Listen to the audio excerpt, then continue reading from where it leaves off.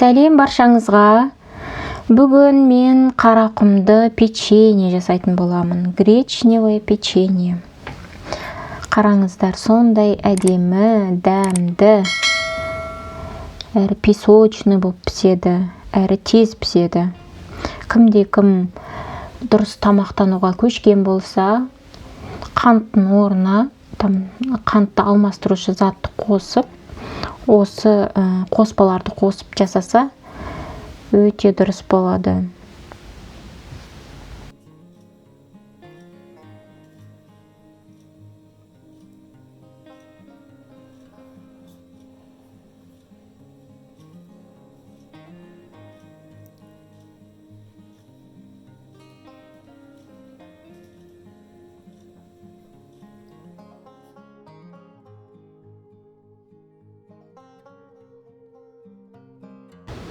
Осы қоспаларды қосып, енді печенье жасаймыз.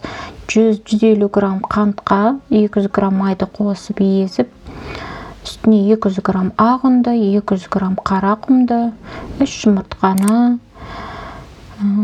жарты шай қасық ас содасын, шым тұзды, мейізді бәрін қосып араластырып, қамыр жасаймын.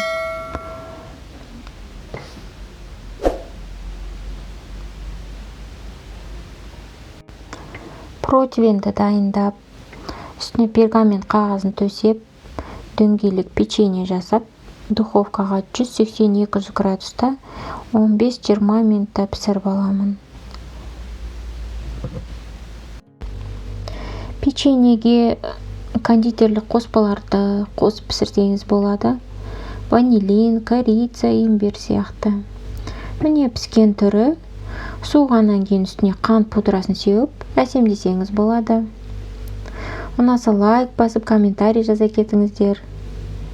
Тіркеле кетіңіздер.